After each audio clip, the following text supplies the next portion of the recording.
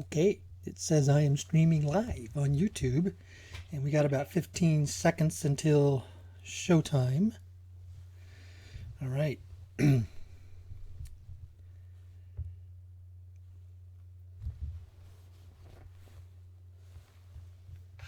Your show will go live in 5 seconds. 4, 3, 2, 1.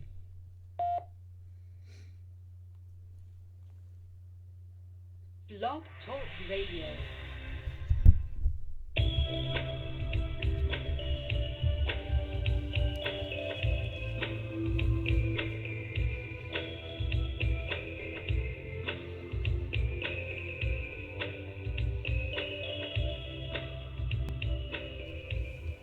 Well, good evening, folks. This is Dave Schmidt, and I'm your host here again tonight on the Sedona Connection. Want to thank everybody for joining me again tonight, and thank you for your patience of my absence last week. I had come down with a very serious case of the 24-hour, I should say about the 12-hour flu is what it was.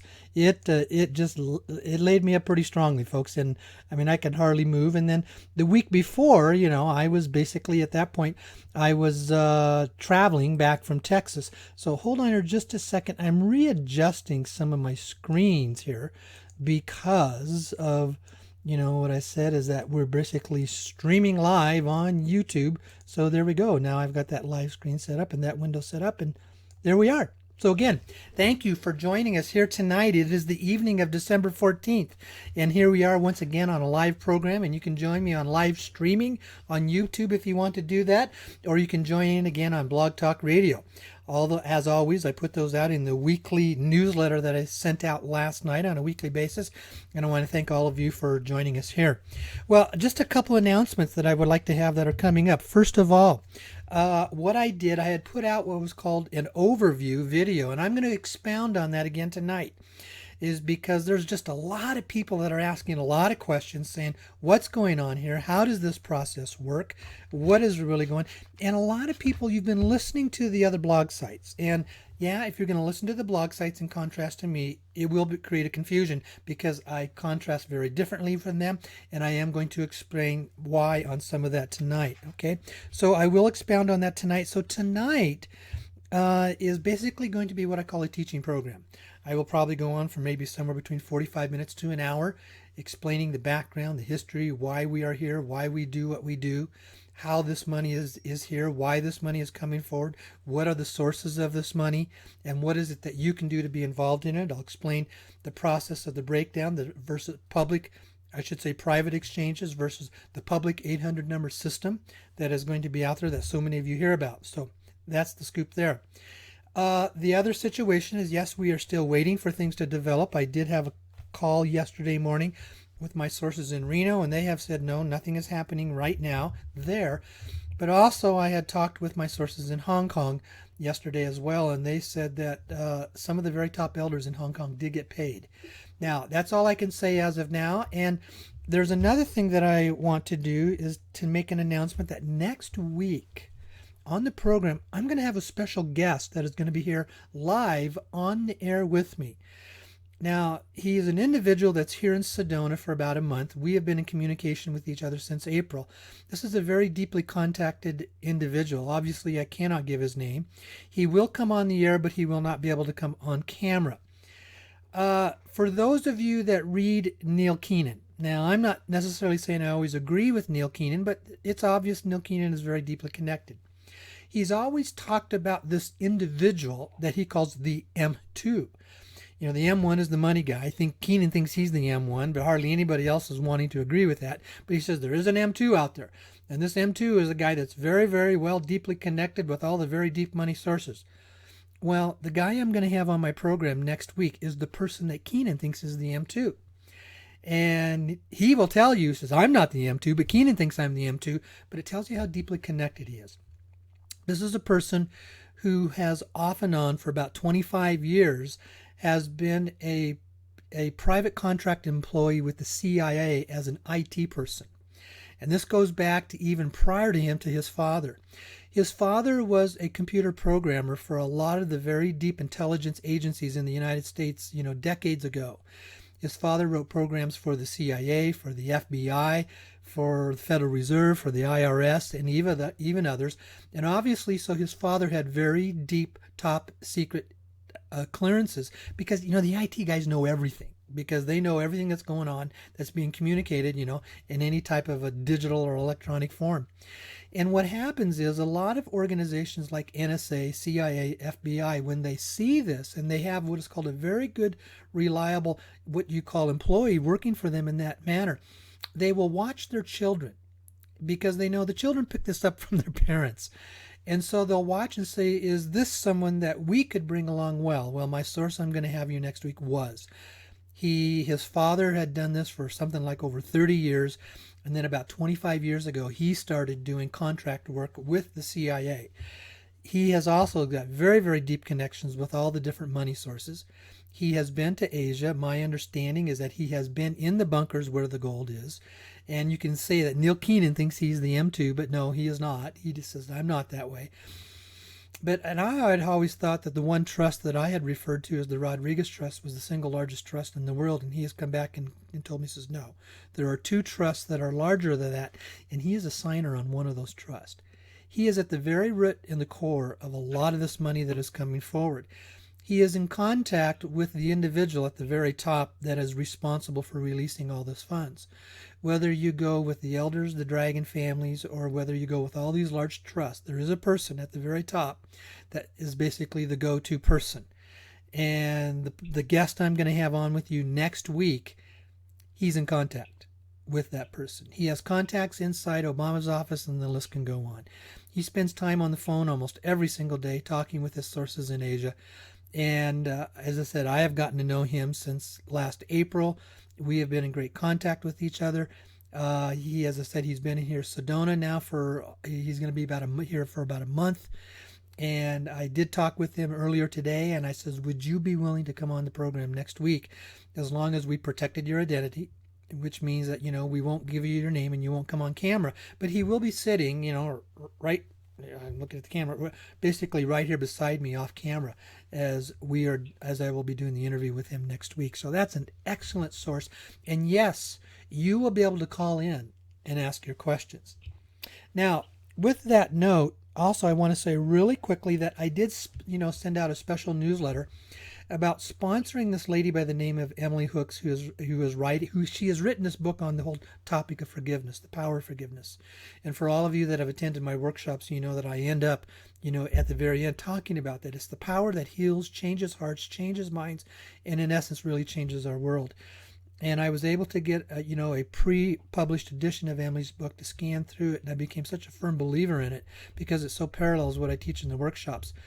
She is on what is called a pledge drive to raise the money that she needs to be able to have her book published. And she is, as I'm watching it, I don't have it up here right in front of me, but as of an hour ago, she was still short about another $420 from meeting her goal, which is just under $17,000. So I did send that out. I would just like to give a quick reminder is that if you have not done that and you'd like to do that, her deadline is basically, I think it's about right around 5 a.m. tomorrow morning. I'm not certain which time zone that is in, but the references are on the newsletter that I had just sent out to you just recently. If you need another source, it's emilyjhooks.com is where you can go to her website, if I recall it, because I don't have it all right in front of me. There's a couple other things that some of you have brought up in some questions. So there's a couple other books that I would like to share with you. We talk about what is the funding sources for all of this that is going on.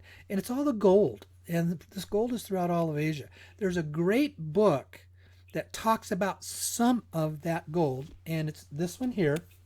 And it's called Gold Warriors by Sterling and Peggy Seagrave. Gold Warriors by Sterling and Peggy Seagrave.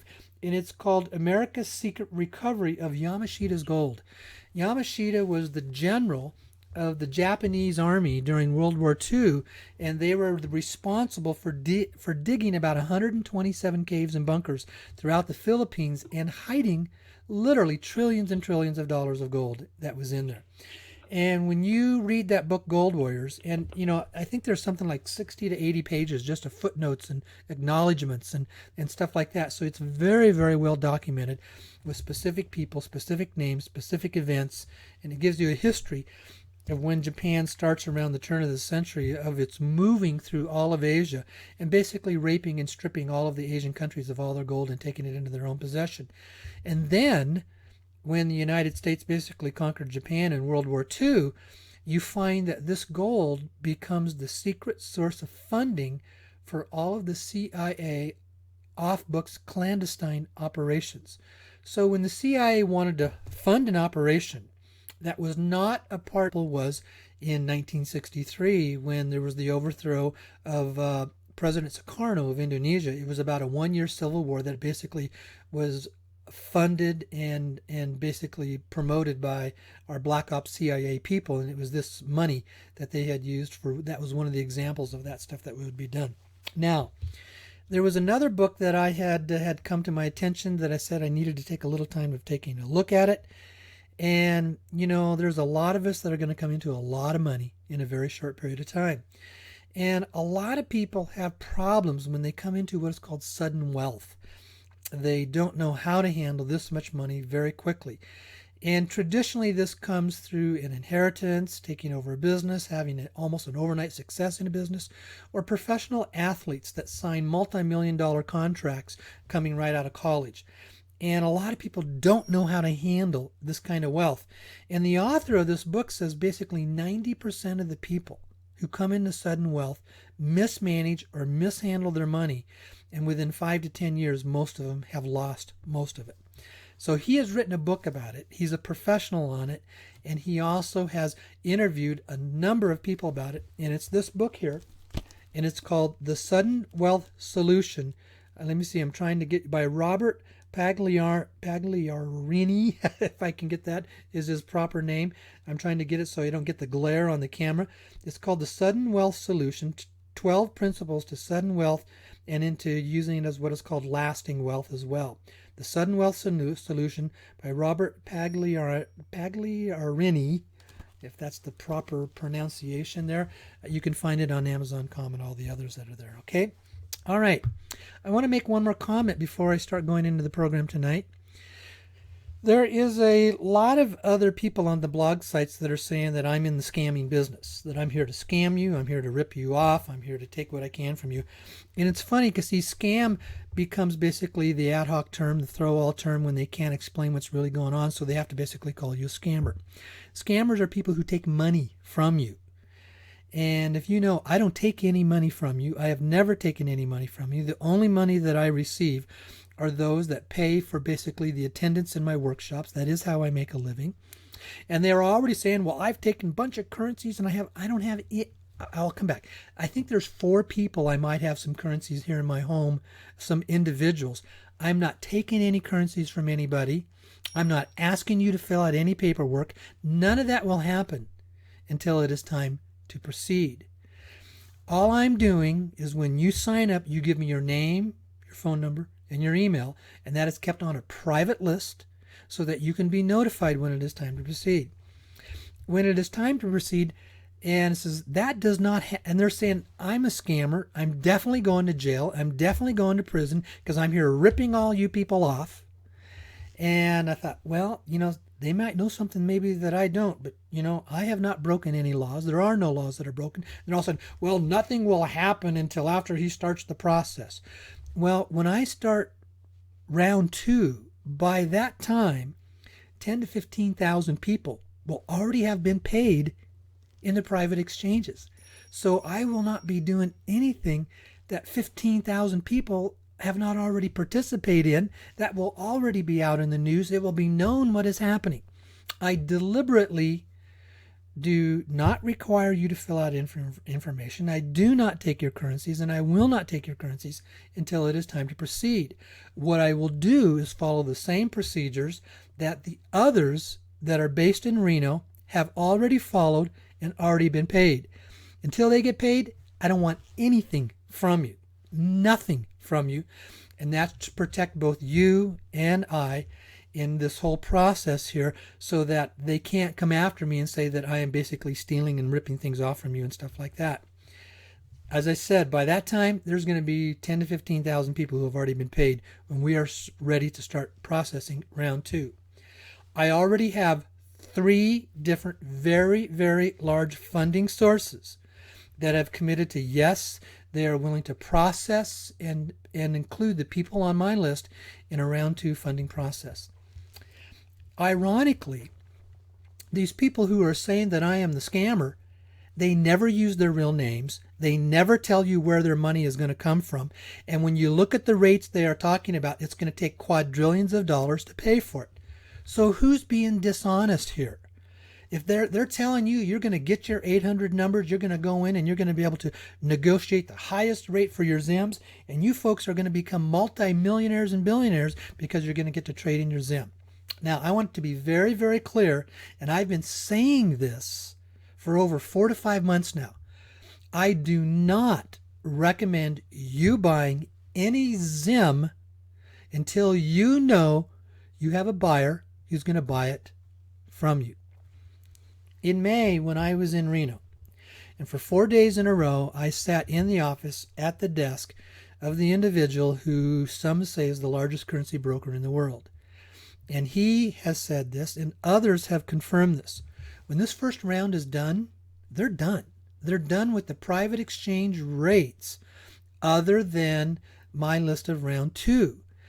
Yes, they said there will be an 800 number process, but they've all been saying, those of you that are going to be dependent upon the 800 number, you are not going to get the high rates. Why?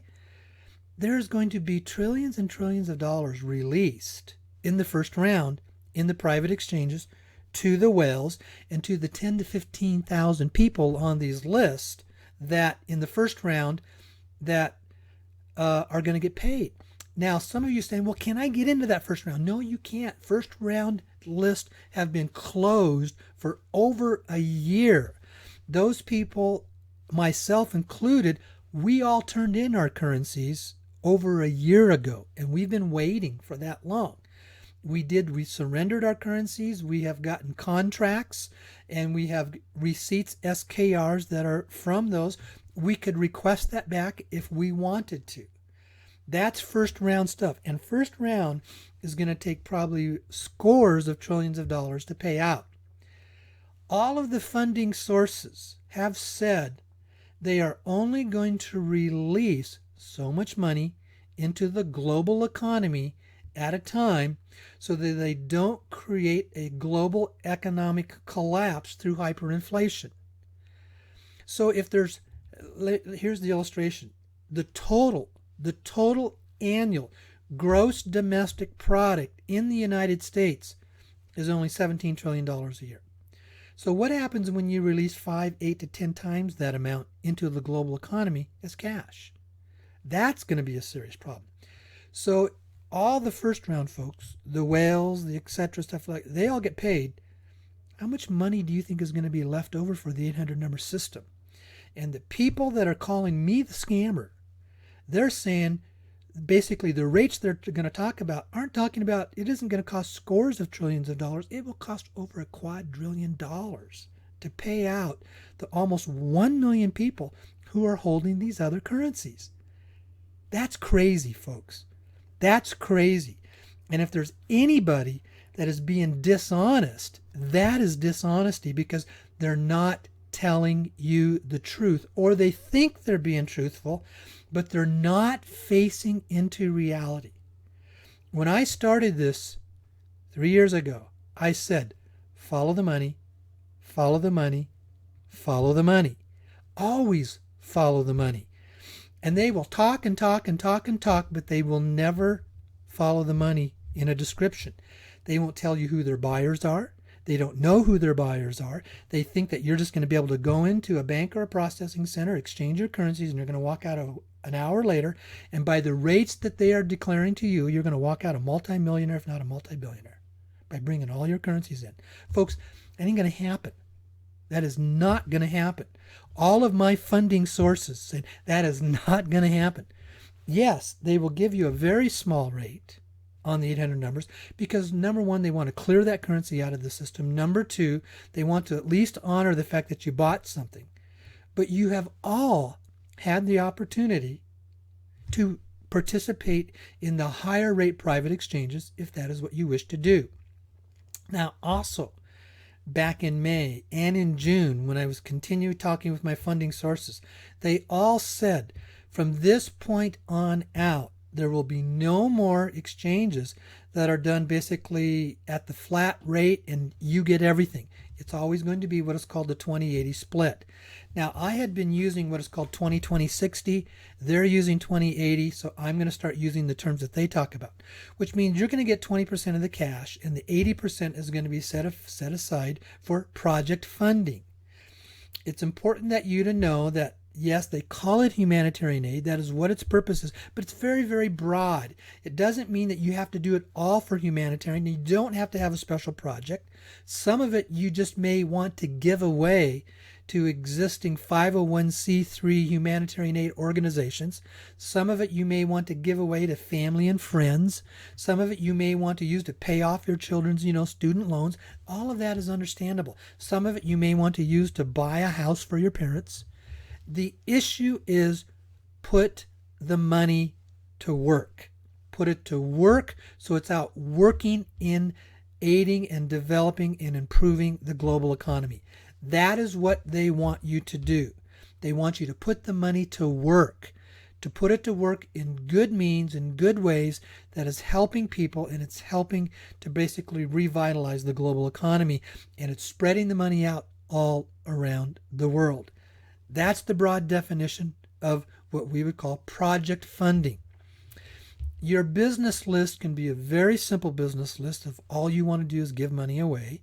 Or if you want to have a project that is starting a new business, then yes, it'd have to be a very, very detailed business plan about how you're going to do that because they don't want the money to be wasted. They want it to be used wisely and basically in a good, wise, prudent manner for what it is there. So for those of you that are calling me scammers and you think I'm going to be going to jail, everybody has an opinion. Everybody gets to believe whatever it is they want to believe. People will believe what they want to believe. I guess we'll see at the end of the day, won't we? I think I know a few things about the law. For 12 years, I was a lawmaker, and I knew what the laws was. I have lots of lawyers that I can turn to get opinions. There is nothing against the law about people volunteering to give me their name, email, and phone number, and volunteering to tell me how much and what currencies they have that I keep in a private database. There is nothing against the law on that. And they're saying, well, it'll happen after it all happens. Well, really, do you think I don't know that I need to hire some of the best professional lawyers to develop contracts to make sure everything is safe and that there is legal recourse on both sides for myself and the others should something turn up? And don't you think that I can follow an example of about what 15,000 other people have already participated in before I even begin to do anything, and to make sure I've basically, dotted all my I's and crossed all my T's to make sure it's safe for all of us? You better believe it.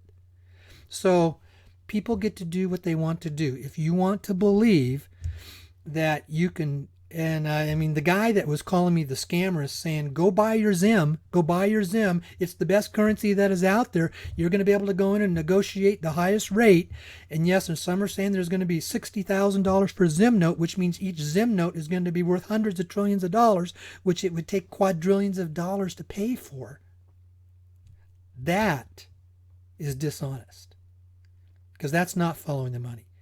I would like to ask you guys who are calling me a scammer, where in the world did you go to school to learn that kind of math, to think that kind of money is going to be available to be able to pay out?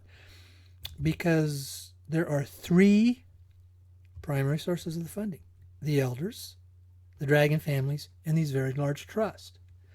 And I have direct contacts with all three. And they have all been very, very clear in telling me, we aren't putting out that kind of money into the global economy. We aren't putting that kind of money out into the environment because we're not going to blow up the world with a huge hyperinflation by putting hundreds of trillions of dollars out there overnight. It is not going to happen. So People believe what they want to believe. And beyond that, I don't really care what they have to say. That's their choices. But I have been asking them for 3 years, where are you getting your money? Who's going to pay for it? They refuse to answer that. I have for over 2 years been saying, you're telling me there's about 2,500 to 3,000 processing centers. You've been saying that now for over a year, and they're all employees. All the employees are there and ready to go. And you've been saying that now for 2 years. And I'm still asking, with just one of those people working in those processing centers, send me an anonymous email, send me an anonymous statement. You don't have to use your name to say, yes, I am here, to just allow me to verify that you're for real. That's all. That's all I'm asking. I've been asking that for 2 years. I haven't had one person come forward. And all you people that are out there that are writing in all these other blog sites, you never use your real name. You hide behind these anonymous names of people thinking that you're so cute. Come out into the open. If you have integrity, if you really believe in this, then you shouldn't be afraid to use your real name and to give and to show your face to the world and let them know who you are, because they're trusting in you. That's why I do this. I use my real name, so you can all come at me and all attack me if you want to. I use video, so you can really see, yes, I am the real deal, the real thing, and I do live here in my home in Sedona, Arizona. There is a degree of integrity and a degree of trust that is established when you do that. So, okay, that's enough for that. Blanca, I haven't even come in and introduced you yet. Well, you're on a roll, Dave. I guess I wasn't I? How are you doing this evening, my dear? I'm doing very good, actually. And also, these are things that needed to be covered. And again, it's not like you're forcing anyone to work with you. I've never heard you do that. I've never heard you've never pulled arms. Basically, you're offering yourself as a resource and as a connection to a very nice opportunity when it comes through. And then you're just encouraging people to think about what they're doing. You're just inviting people to think about it. And once they've given it some thought, they're very free to do what they want in terms of the currency exchange. I've never heard you, try to force people to do something. So I'm not sure where all that's coming from. I'm amazed how many people will go on, the YouTube and say, he's scamming. He's got to be making money off of this. I don't make any money. As I said, the only income I get coming in is from my workshops. You know why I get to do this? Because those 3 funding sources, they've said, Dave, we've been following you on your radio programs for over 2 years. We have the ability to hire some of the best, what you would call hackers, and to hack into all of your funding sources, to follow you. Where do you get your money? Where do you spend your money? They can get into all my bank accounts. They can get into everything. And this is, you're the real deal. That's why we trust you, and that's why we give you this information, and that's why we let you say what you have to say, because you have shown yourself to be honest, to be true. You're not in this for yourself. You're not in it to make a buck. Now, I will do very, very well when the exchange happens, because I have 3 separate contracts. Sure. How much money does someone need to live very comfortably for the rest of their lives? I will do very well.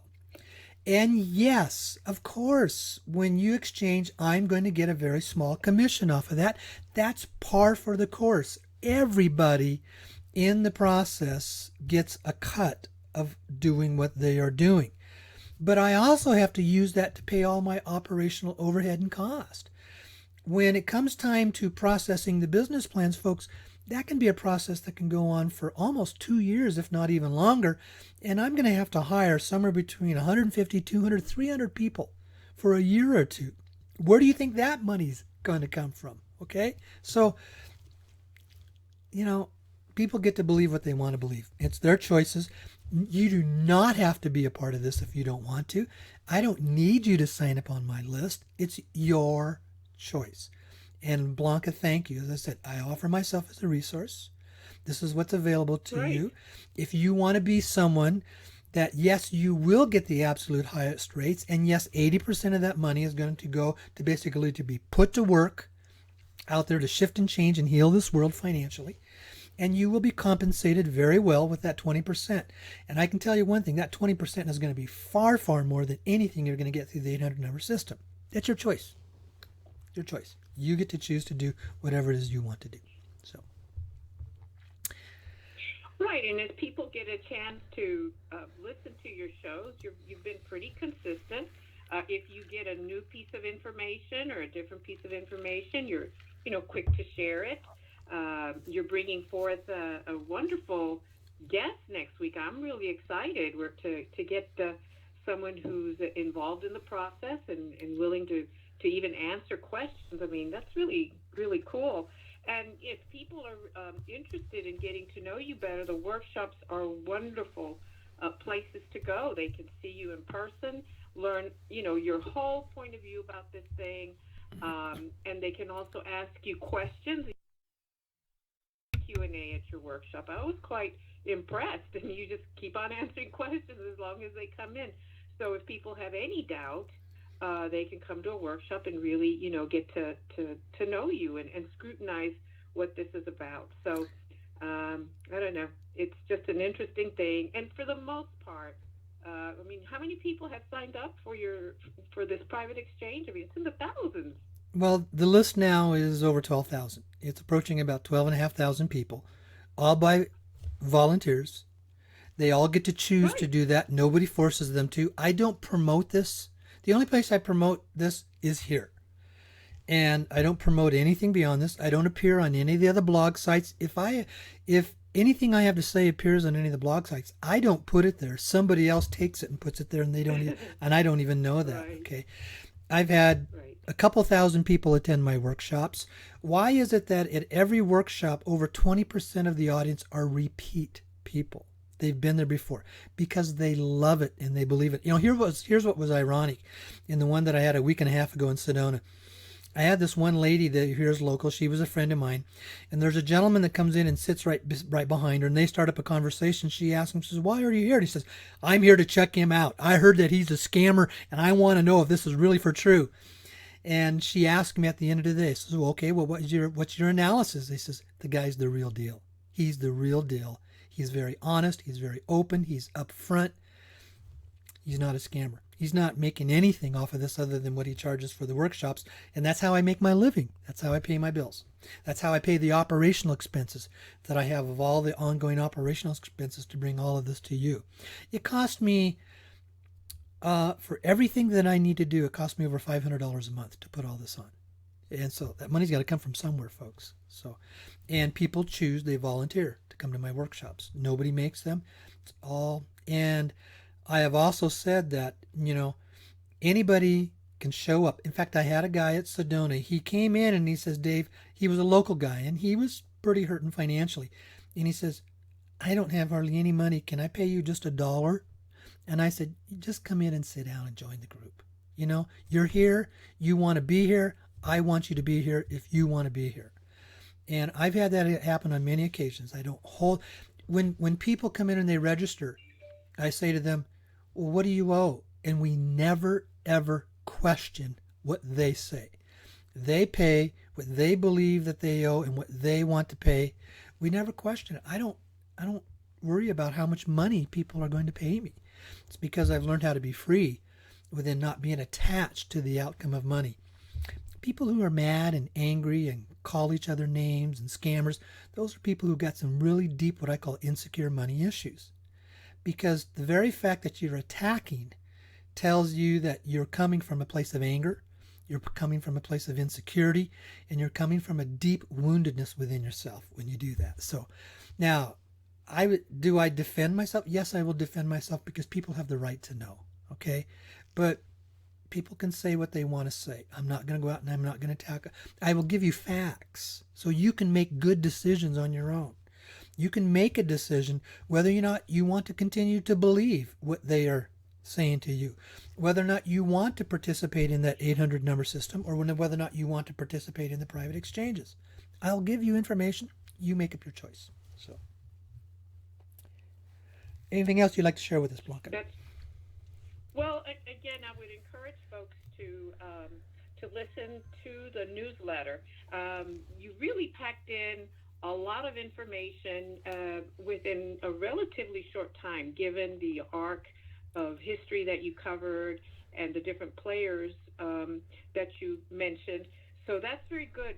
Also, sometimes callers will wonder what can they do to, I guess, educate their family or friends who haven't been followers of this type of thing, or who are maybe just opening up their minds to, you know, other sources of information rather than the mainstream sources of information. And this newsletter would be a good one for them to say, listen, if you want to know what this is about, I'm encouraging you to watch this, and then you can decide if you want to participate. And I think it's a good one to refer people to if you want, to invite somebody who's maybe new to all this. Yeah, and that's what I did, because I'm just getting a lot of emails coming in from people who are fairly new, because I said, the list has almost quadrupled in size in the last 3 and 4 months. And a lot of those Yes. are people who have been relying on other sources of information. And, you can't blame them, because that's all that they know. They don't know anything else, because there isn't hardly anything else that's out there. So they want to believe what is being said there. But I use the term, this is kind of like what I call the 21st century gold rush. And in the gold rush, histories of the gold rush, there were lots of illusionists that were out there. There were a lot of dreamers, a lot of people living in an illusion or coming from a place of illusion, thinking that they were going to go and find the gold and strike it rich, and had failed to take into consideration all the practical, grounded reality issues that were facing them. And what I try to do is come at it and says, yes, this gold is out there and it's very real. And again, next week, I'm going to have a gentleman on the program who has been there, who is in touch with it, in touch with the people who are in charge of it. He'll explain to you why this has been kept from us, why it hasn't been released. He says, we can't release the money out there into the current economic setting, because remember, almost every country in this world, other than a few, have central banks. Who runs the central banks? The cabal system, the Rockefeller families, and the others. So anytime you put money into a bank, it gets into their system, and sooner or later they have total control of it. And there was no way they were going to release trillions and trillions of dollars into their banking systems that they would use to abscond and become more wealthy and more powerful. Why is this taking so long? It's all about safety. That there has to be a safe environment to release the funds into, that the cabal, Khazarian mafia controlled banking cartel system that operates over 95% of all the banks in this world, that they would not abscond the money, because they would. And so it's taking this long. And as I said in the newsletter, this started almost 70 years ago with the Bretton Woods Agreement, and then the second round was 15 years later with President Sukarno and President Kennedy in what was called the Green Hilton Memorial Agreement, and then that got stripped away from them. Kennedy was assassinated through that, and that's when they realized the system wasn't safe. There was no way they were going to be able to take their massive amount of resources and put it into a very unsafe system. And that's, again, where I have used this term, nothing happens until the cabal is neutered. They're held powerless. They've gotten to the point where they do not have the power to abscond all this money from us. So, anything else there you'd like to share? Well, I think what we'll do is, because I know you wanted to share a lot of information, maybe again highlight some of the history of the process, and then maybe at the end of that, if I've got some questions or some other thoughts about what you said, we can do that. Sure. Okay. Well, let's do this. I'm going to go in, folks, and I'm going to say this now, here live on it. I'm going to go and give you an overview of what's really going on here. When you go to my YouTube page, if you really want to know what are some of the good ones to listen to, watch for anything that might be about 20 to 25 minutes or longer, other than these live streaming programs. All of those are basically what I mean. It says I've gone into what is called teaching formats. I give the history, the background. I go back, first of all, starting hundreds of thousands of years ago from this race called the Anunnaki, that the absolute proof of their evidence of being around is now starting to come out. They're finding this in the ancient Sumerian tablets, the Sumerian records, the archaeological digs that are going on, of their evidence of having been amongst us, and they came here basically to mine the gold. They were masters of what to do it, and this gold was always their gold, and this went on for hundreds of thousands of years. Well, you will find in the Sumerian records itself, it says when the Anunnaki, the vast majority of them had left the planet, and this was, my understanding, was around the year 311 BC, it says that in the ancient Sumerian tablets, it says they appointed these royal bloodline families to rule over the humans upon the earth until the right appointed time. Now, that's coming out of the Sumerian tablets. And who was those royal bloodline families? They're also known as the dragon families. The dragon families are not just Chinese. The dragon families consist of the royal bloodlines out of Europe, the Middle East, Asia, and China. And they are the ones that have been basically what you would call the caretakers or the custodians of gold that is beyond our comprehension. And this gold is buried all the way throughout Asia. It's in China, Taiwan, Vietnam, Philippines, Malaysia, Thailand, and Indonesia. That's where it's known to be to those of us as of now. And the amount is beyond our comprehension. Then when we kind of fast forward from there, what we saw in the 1700s, the late 1700s, was the rise of the Rothschilds family, who started to what is called develop the current modern banking system and to take control of these banking systems. They grew to where they were basically running and in charge of almost all the banking systems in the Western world. In the mid-1800s, there's this famous quote that comes out of the Rothschilds family where they say, "Let us control a country's currency and we'll control the country regardless of what laws they pass." If you think that isn't a description of what's going on in the United States, then folks, you got your head in the sand, okay? Remember, I was in politics, for 12 years as an elected official. I've been around political campaigns for 24 years, and I've truly seen that the system is what is called a shadow government operation that is run by these people using the power of their money, because they do control the currency and the money systems within almost all of the Western countries.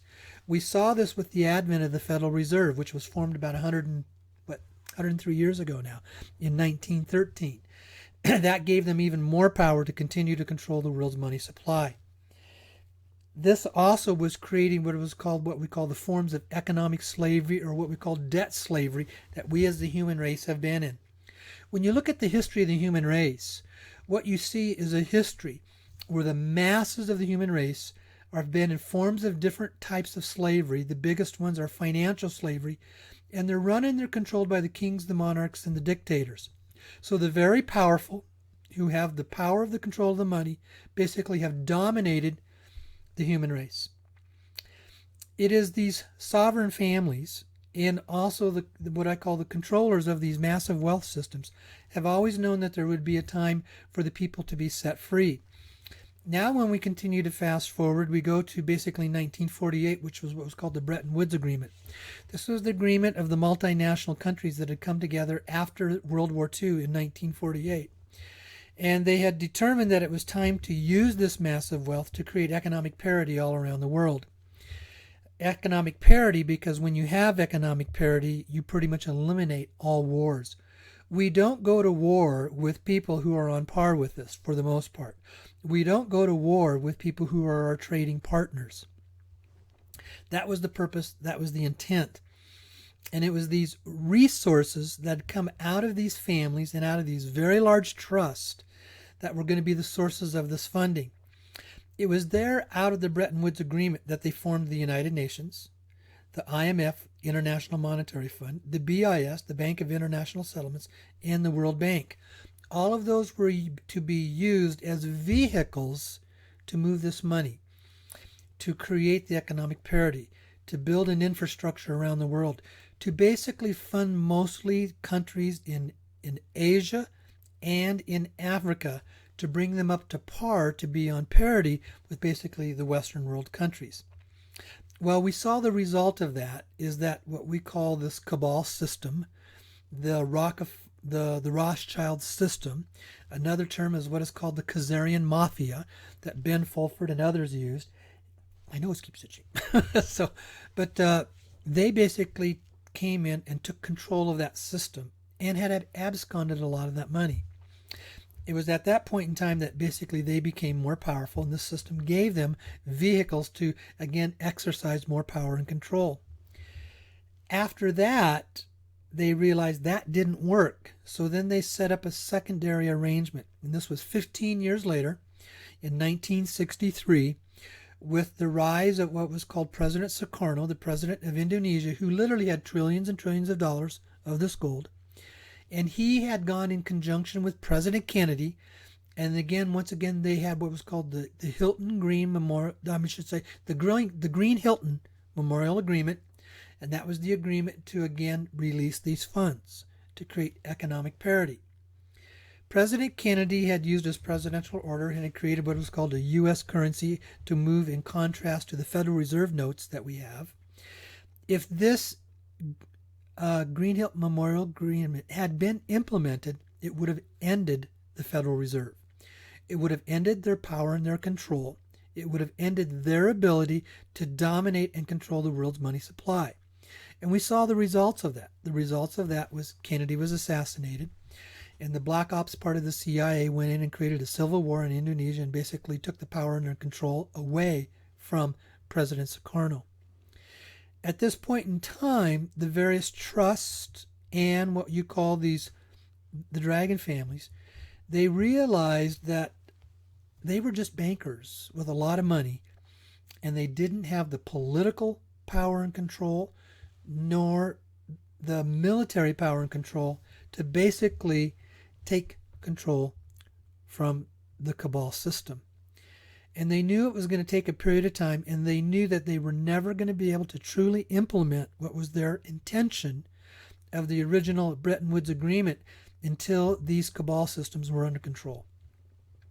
It was in one of my conversations that I had with the administrators of one of these very, very large trusts had said at that time is when we came forward and we basically contracted with those who are referred to as the Chinese elders. Because we knew we had to be able to have a political system and a military system that could rise up in opposition to the Western world, i.e. the G7 countries, and could basically counter them and put them on par or neutralize their power and control. We also realized we had to develop a funding system or a banking system that would operate in contrast to the current, what you call central banking, Federal Reserve controlled system of money, of how money moves around.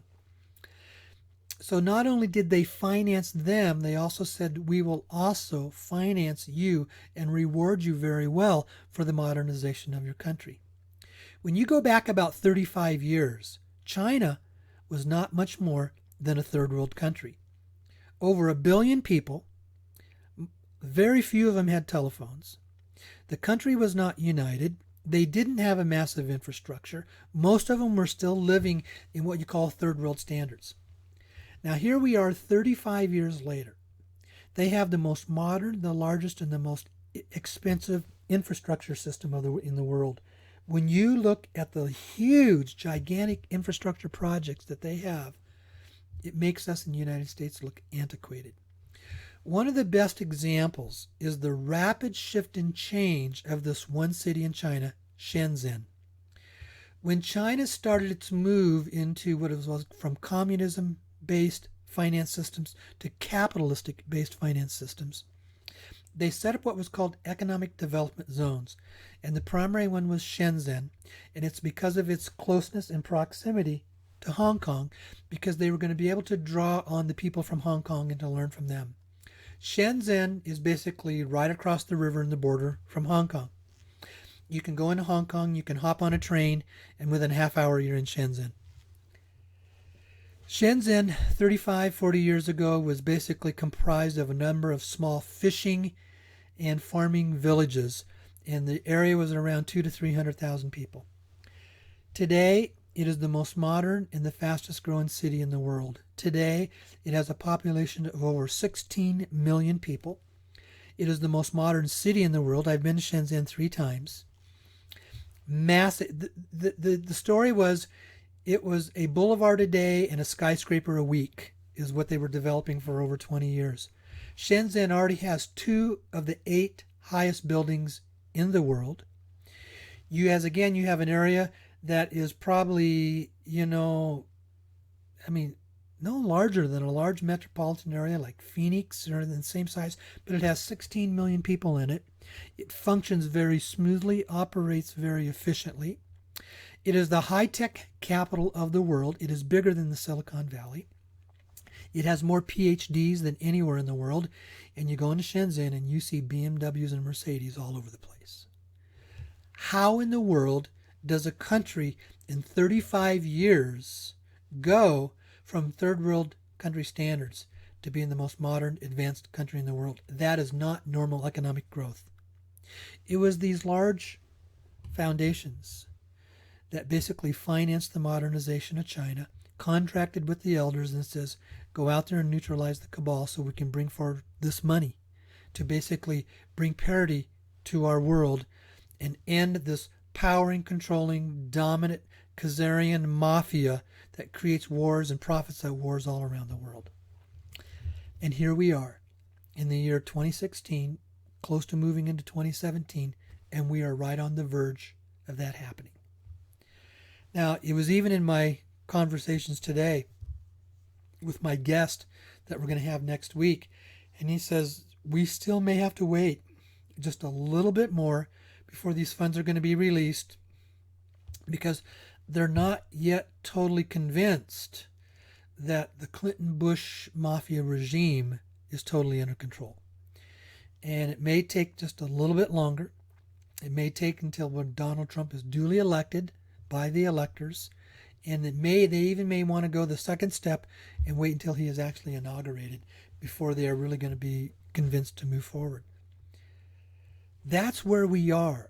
And the reason for all of this money is because they can't, or I shouldn't say they can't, they are not going to give it to everybody in the world, but they wanted to set up a system where they could disperse large sums of money to basically replace the fiat currency system in this world with clean asset-backed money, and that they would rehydrate the global banking system and flush out the fiat system. And as I said, there's a 3-step process that they want to use to do that. Number 1 was funding these large whales. The reason they are getting such large amounts is because they are all business people who know how to take billions of dollars and put it to work in a very rapid fashion, creating infrastructure jobs all around the world. And they can do that very quickly and very rapidly. That's why they are getting funded as they are being funded. That's the first round. That's the first group. That's the first tier that you hear about. But they also realized if they were going to completely rehydrate the global economic banking system, they would have to expand beyond that. And the next step is they wanted to use between 30 and 40,000 people like you and me who would give the money away. 80% of it is designed to give it away. Put it to work, put it to work, put it to work, and giving it away in places all around the world. They aren't going to go out and do this with millions. They're going to do this in the first step with a small group of people. And then the third step is, yes, funding the 800 number system, but those people only get a small amount, but it spreads it out much more rapidly. They pull all that currency out of circulation, and yet they're still wanting to honor the people who basically had purchased these currencies. Now, I can only tell you what I'm being told. I cannot tell you how accurate this is, but what I can say, for those that what is being told to me, and I had this, confirmed again by a very reliable, high-level source individual who said, if you're going to use the 800 number system to turn in your dinar, you are very likely going to experience what is called the deleting of the zeros. A 25,000 dinar note is going to have the 3 zeros deleted, and it will become a 25 note. And yes, then the Iraqi dinar will be put back into the open global marketplace, and the rates will be reestablished to the rates of what they were in the same vicinity prior to the fall of Saddam Hussein. That was roughly around $3.50 per dinar. I have a contact with an individual that I talk with about once a week. He is in the country of Iraq. He's very well established there, but he's also very well established here in the United States. His father worked in the Iraqi embassy here in the United States. He lived here in the United States for about 4 years with his family before the fall of Saddam. And I asked him, I says, before Iraq redid their currencies, what was the denomination notes that they had? And he said the highest dinar note that we had before basically what was the fall of the old Iraq was a 25 dinar note. The 25 dinar note was designed to be fairly equivalent with the US $100 bill, so they would be parity. We could walk around with a 25 dinar note in our pockets. And see, that's what they'll do when they revalue. They'll go back to that. And then the current ones, they'll drop the 3 zeros to give them parity so that they'll have a 25 note and probably a 10 note and a 5 and a 1. And all of those are going to, as I said, be redesigned. And you'll probably get to exchange it at that rate is what you'll get to do. And you probably paid for that 25,000 dinar note, you probably paid roughly around $23 to $25 for it. And it'd turn into roughly around $85 to $90. That's the return that you are very likely to get. That's what my sources are telling me. But for those involved in the private exchanges, remember, private exchanges and public exchanges are two entirely different animals. They are not related to each other. In the private exchange, the currencies are only being used as a vehicle to disperse the funds, to spread money out around the world by putting it to work. They aren't just going to give out cash like candy in a Santa Claus. No, you have to commit to putting the money to work to be able to participate in the higher rates. And then you will also be very well rewarded personally for participating in that, because you're going to get a much, much higher return than what you would on anything that would be involved in the 800 number system. Now, I'm explaining that to you as my sources explain it to me. Now, let's talk about projects, because a lot of you have a lot of questions. Well, first of all, you get to sign up on my list. And I've been told this is, remember, when round one is done, it's done. All the currency exchanges are done when round one is done. And they said, with the exception is, Dave, because you have a private list, you haven't promoted it out in the open, people can choose to come in and be on that list, we will fund the people on your list. And they're going to fund them at the high rates to be able to put the money to work, because it's fitting into their bigger plan. They needed to bring in more people. And as I said, I have people from the Very Large Trust, I have people from the Dragon families, and I have people from the elder sources that have all said, we will fund you. First round has to finish first. Once first round is finished, it will take me about 1.5 to 2 months before I can start processing those on my list in round two. At that point in time, before I do that, I have to set up a contract with who's going to fund. And I don't know yet. I don't have that information because everything changes. You can't assume that future contracts are going to be the same in round two, are going to be the same as those in round one. Now, if you notice, I'm the only one that uses those terms round one and round two because I don't know anybody else that's getting to put together a list of names for round two. If there is anybody out there outside of this 800 number system, fine. Come forward and tell me. That I don't know. When we process round two, you will have to, just as everybody else did in round one, you will have to surrender your currencies. You will have a contract to protect you. You will have a legal recourse if we don't follow through, and you will get a legitimate receipt that is called an SKR, a safekeeping receipt, that will come from us, because we have to collect all the currencies, bundle them together, and then I turn them in as a single source. When you get paid, I'm not the one who is paying you. We use independent paymasters. For those of you who don't know, Paymasters are professional people who move money, and they are all registered with the U.S. Treasury. So a bank knows that if a money comes from a paymaster, that those funds have been certified, verified to be clean and to be free. So they know that. So money will come from the funding sources to the paymasters to your bank accounts. And we use a money wiring system. I have encouraged you to use Wells Fargo Bank. The reason is because Wells Fargo is the contract bank. Now, yes, we have heard the reports that HSBC is coming in and taking control. Yes, that is true, but it's only at the very, very high level, folks. At us, at the retail level, it doesn't make any difference whether it's Wells Fargo or HSBC. At the retail level, nothing changes. Nothing changes at the retail level, okay? You don't have to use Wells Fargo Bank. It's your choice. But if you do, that means the money will become available to you immediately as soon as it is wired into your account, because they will know that its source of where it came from, and it's free and clear money. If you choose to use a bank other than Wells Fargo, they will very likely lock up your account 10 days, 2 weeks, 3 weeks until they go through and they verify all the sources. And banks will pull tricks on you. They would probably like to keep it for 3 weeks so they can use the money and float before you decide to pull it out and put it somewhere else. I mean, that's your choice.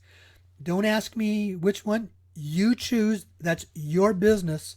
I would encourage you to go back again and read this book, Sudden Wealth Solution, and so you can learn how to make good, wise decisions when this type of money comes through for you. Now, what about this 20-80 split? 20% is your money in your pocket, free and clear. The 80%, you will not see that money. You will never be able to touch that money personally. It goes into an escrow account. It is there that in the escrow account, it's assigned in your name, and then you submit business plans of how you want that money to be spent. Now, none of this is etched in stone yet, and I'm explaining it to you as the current system is doing it. The current system says you have 1 year to submit your business plan of how you want this money to be spent, because the intention, remember, is to put the money to work, not let it to be setting for long periods of time. If you do not submit a business plan within 1 year, then the money defaults. It defaults back to what I call the larger escrow account. In this case, it would be my foundation, and then I would get to decide how it is to be spent. I don't get the money personally, but then you're defaulting from you being the decision maker to I get to be the decision maker. You have the choice about how and where you want to spend this money. There's different vehicles, different avenues for you to do. You can set up trust accounts. You can set up nonprofits accounts. You can set up foundation accounts. I highly encourage you always minimally at least have a business account, and do not put this money into a personal account. Read the book. They'll tell you why. You don't want to use personal accounts, because when you do that, you make yourself a target, an absolute target to say, come and get me, shoot me, and take my money. That's what you do when you use a personal account versus a business account. Okay. Tax-wise, it's wise to always use a form of a business account or a trust or foundations. Do your homework. That book is a good starting spot. Do your other research beyond that of what you would want to do. When it comes to projects, it doesn't have to be new business projects. It doesn't have to be massive projects.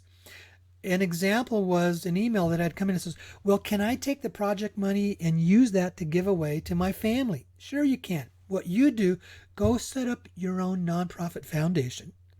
Submit the business plan and says, I want X number of dollars to put into this foundation. And then you become the dispersing agent. We expect you to be able to, yes, take care of your family, buy a house for your parents, pay off your kids' student loans. We expect all of that. That's normal stuff. So it's very, very broad-based. You may say, I don't have any major projects. Well, I'm sure you would have some existing places that you'd like to give money to. If you don't want to do that, well, you don't have to participate in. Then don't submit a business plan, and then it just defaults, okay? It's up to you. You are the one who is the decision maker. Don't send me your business plans. I do not want to see them. In fact, when it comes time to start processing, I will actually remove myself from the decision making of what projects are approved or not approved. But remember, the approval is very broad based. There will be a committee and staff that will make that decision. And the reason I am removing myself is so that I am not stepping in a biased situation. I do have the right for veto control, but I am not going to involve myself in the daily affairs of deciding who and what is going to be funded. Staff will do that. Committees will do that. That way, it's basically a group of people that are making that decisions. They will set up what is called a ranking process. But I can guarantee you that, 70 to 80% of everything you submit is probably going to be funded, and that staff won't even have to think about it because it's about putting the money to work, not will you fund this or not fund this. Okay. If you are creating a new business, then yes, you have to make sure that it's used in a wise manner, and then you'd have to have a full-scale business plan versus you're just wanting to move money and give it away and put it to work in various places around the world. That's the purpose and the process of this. With those of you who come to my workshops, I start right out and I say, this process is about not you. This is not about you and me getting rich.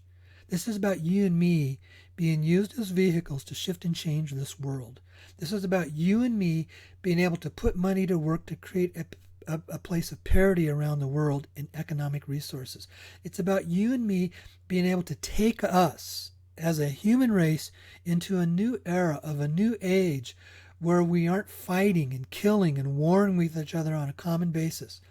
It's about moving into a new age of removing from power these what you call these Kabbalistic power controlling people who have kept us in slavery.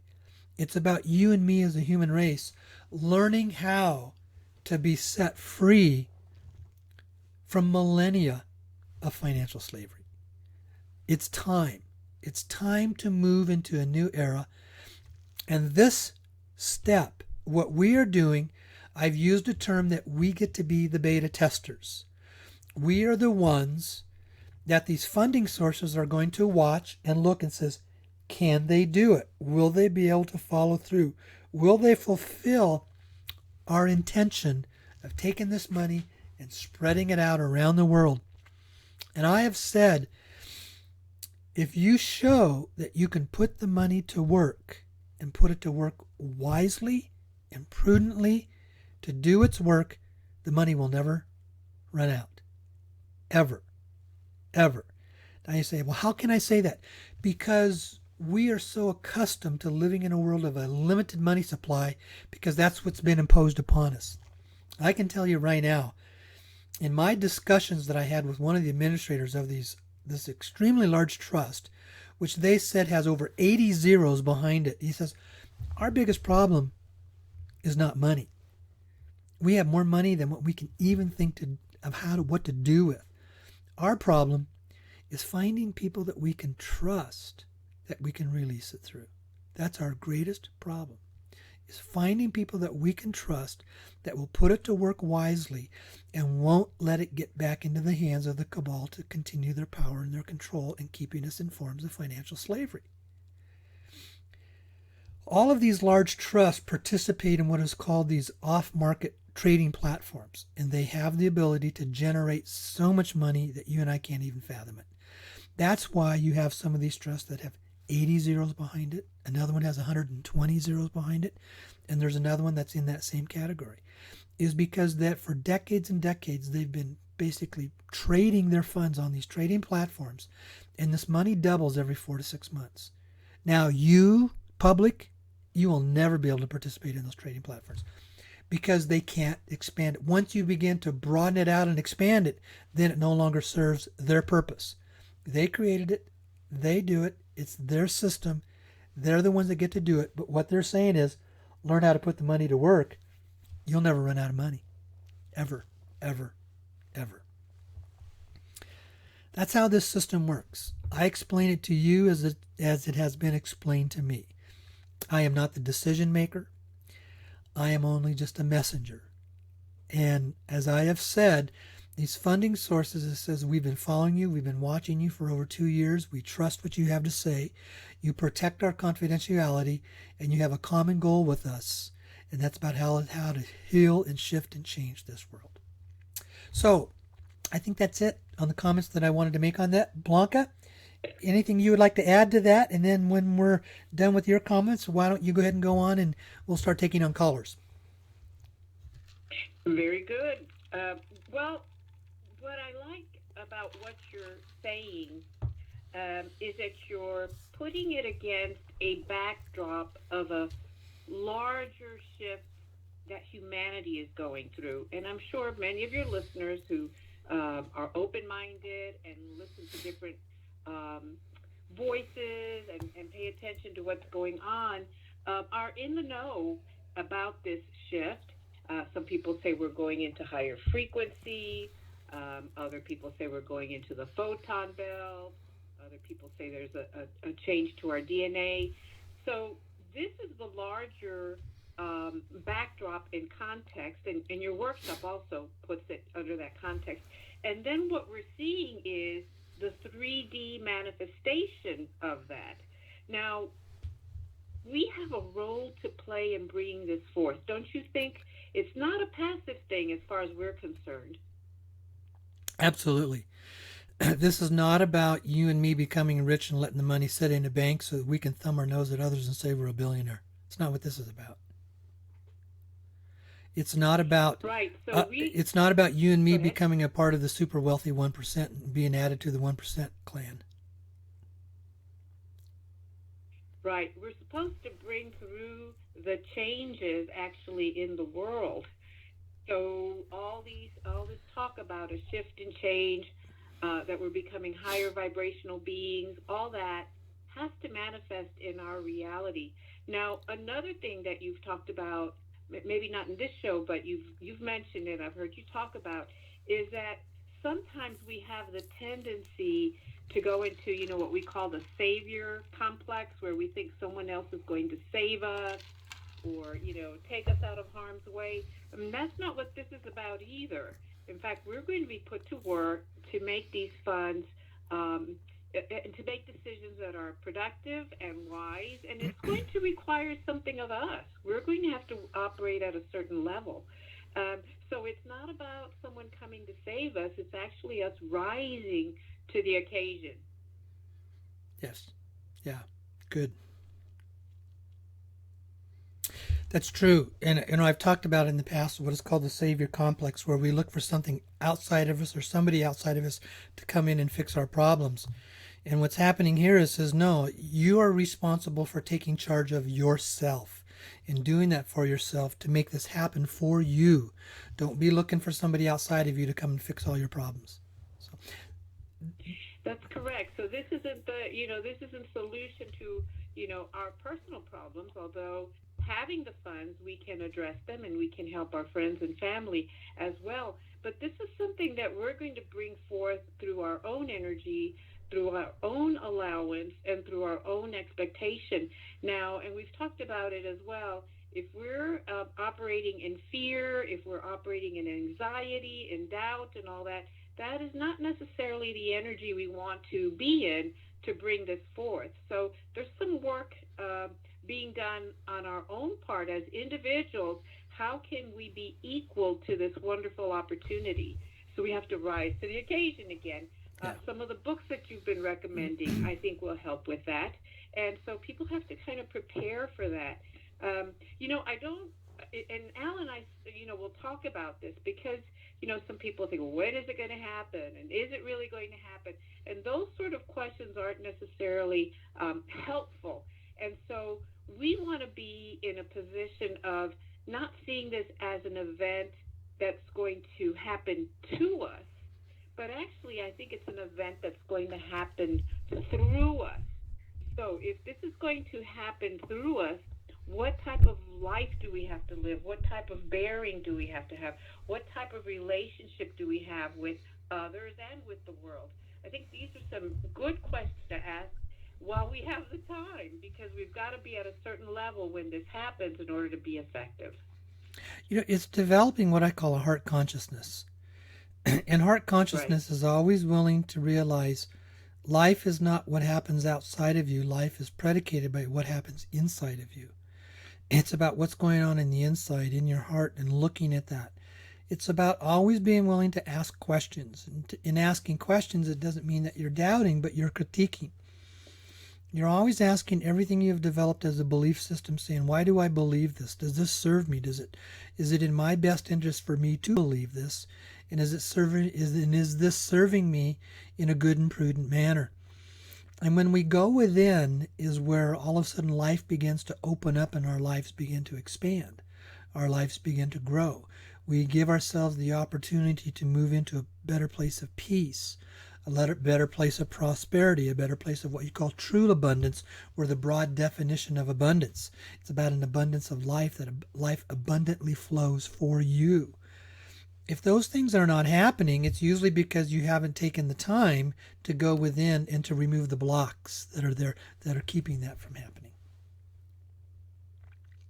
Right. So again, it's always good to we've got to keep, I think, our eye on both dynamics, the external dynamic, the updates that we're getting about this process, the additional information.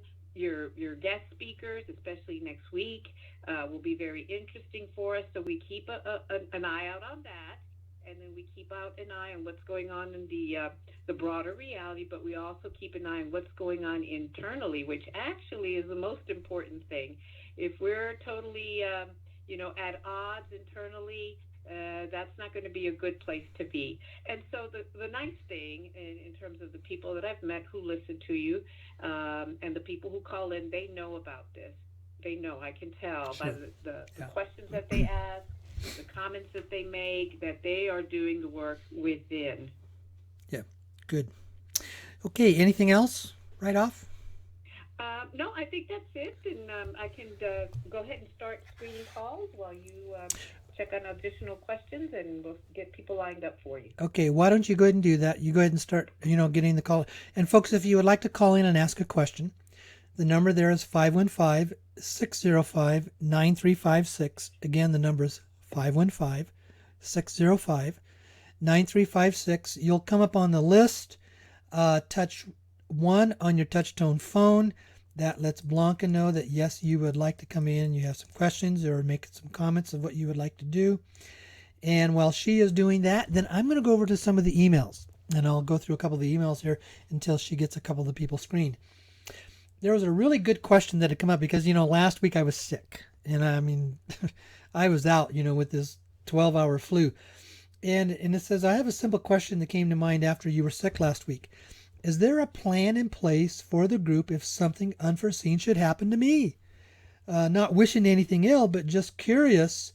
Is this something you could address on the radio program? Uh, yes, there is. But I do have people that sign on my accounts. I do have people that can access the funds should this system not be able to put into place.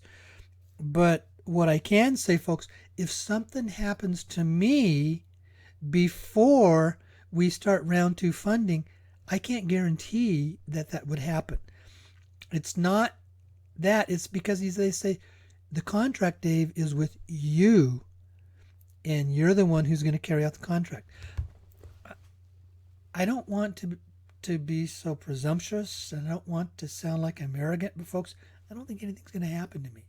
I see this as a divine assignment to help you.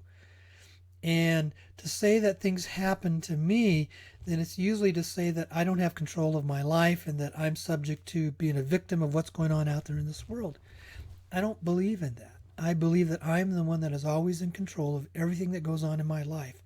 Now, I may not make those decisions consciously. Maybe sometimes those decisions are made subconsciously, unconsciously, or those are decisions that I'm having to clean out and clear out things from my past that I need to do. And that's why you would think that what we call some things as uncomfortable things may happen to us.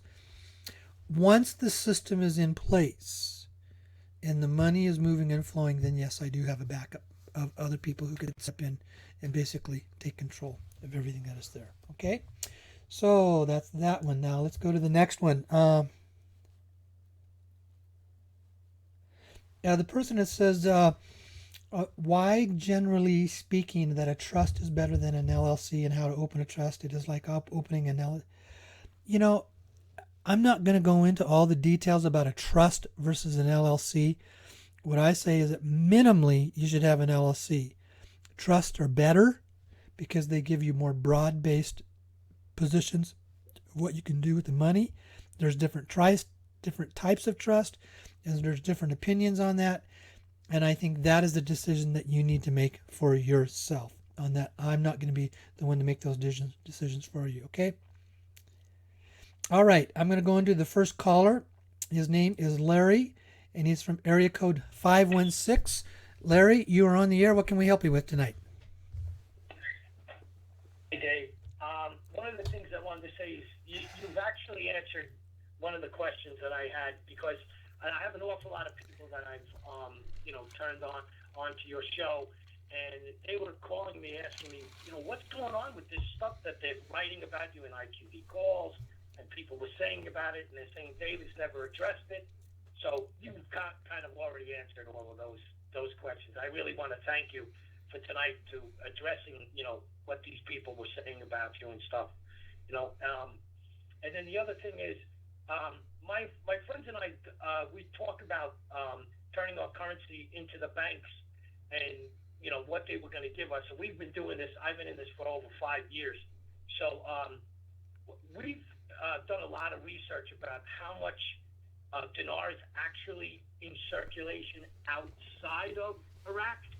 But we've been told in what they call uncirculated currency, there's something like at least $3 trillion, which would mean that if people were going to get $3.50 at the bank, the banks would have to come up with $10.5 trillion to hand out to the people around the world that own these that own the dinars, if they were just to walk in the bank. And I don't know where would they come up with $3.5 trillion, or why would the banksters want to give people that much money? Larry, let me say this: your $3 trillion. If you think that's what's out there, you are way, way, way off base. Because I have over 50 trillion that has just been submitted to my list. I have 3 different people that I've had the opportunity to go into what is called a possible brokerage relationship with that all had more than $1 trillion dinar. I can tell you right now, the whales that are currently exchanging in Reno have scores of trillion. There are quadrillions of dinar that is out there around the world, buddy. Not 3 trillion. Quadrillions. Then what Iraq has done is something completely outrageous, because we've been funding that country for years then, because they haven't made, the country hasn't made a dime. They've just been making creating fiat currency, putting it out there on the streets for all of us, and we've been buying it like it's water. And you're talking about, you think it's a quadrillion? Easily. The people in Reno will tell you that. It's over a quadrillion dinar. There's over a quadrillion, Larry, there's over a quadrillion dinar sitting in a warehouse right now in Reno, Nevada. And that's not with what they've collected just from the general public or from around the world. And that has nothing to do that, like what you say about the 1 million moms and pops who have dinar. Right. And then what about the other countries where people are purchasing? I heard there's a lot of Asian countries, people bought purchases there. And, some people in Europe, I know wasn't easy to get in Europe, but I know Europeans that do have it. This is crazy. Here's what happened I had the opportunity to be a broker on an exchange of about 1.2 trillion dinar. Now, obviously, we do our due diligence work and investigation, and you have to prove where did you get it, what was your funding sources, how did you purchase this. And when you start getting those of that size, the vast majority of it comes from drug money. Because here's what happens. You have these drug cartels that have lots of money in their banks, and because it's in the banking system, they can't move their money from one bank to another bank here in the United States. So what they do, they take this money that basically they can't do hardly anything with, except in their own country where it is, and they go out and literally buy scores of billions of dinar with it, and try to money launder it. They try to use this as a money laundering. Says if we go buy 30 billion dinar, then we can take that and put it into the system in the United States and get paid for it. So there are literally scores and scores of billions and trillions of dinar that have come through the drug laundering money laundering system, and they're attempting to get paid on it. That is why everybody has to sign an NDA. Everybody has to sign out what's called a client information sheet. Everybody has to have a background check on them, and all of the dinar has to be run through Delarue machines. That's why. Is because there is a lot of dinar out there that is either counterfeit or it has basically been coming through the drug money laundering system. I've run into 4 accounts like that. Personally. Wow. That's outrageous. It's completely outrageous. Well, but it's the bank, walk into banks and they're going to give people that kind of money. That is why you are not going to be able to walk into a bank and an hour later walk out a multimillionaire. That's exactly why. They're going to make you, even in the 800 systems, they're going to make you go through everything that we have to go through, because you have to prove where you got it, how you spent, what was your source of funds for it, have receipts, and they're going to do a security background check on you, because they are not going to fund a drug money laundering system. You say, well, I didn't get it through money laundering. Well, maybe no, you didn't, but where did you buy it? What broker did you get it from? Was that broker running a money laundering system? We want the receipts from that broker. I had one guy who wanted us to 5 billion dinar, wanted us to broker it for him. He had this great looking receipt. The receipt was photoshopped. It wasn't a real receipt, because it had come. I better not go into any more beyond it. All I know is that the receipt itself looked absolutely genuine until you did the research behind the dates and the purchase and the place and the who and the what, and you realized he photoshopped the receipt. So 5 billion dinar cost almost $50 million to purchase that. Where did he get $50 million to purchase 5 billion dinar? You see, drug money. It's drug money. This guy didn't have $50 million of his own to purchase that kind of dinar.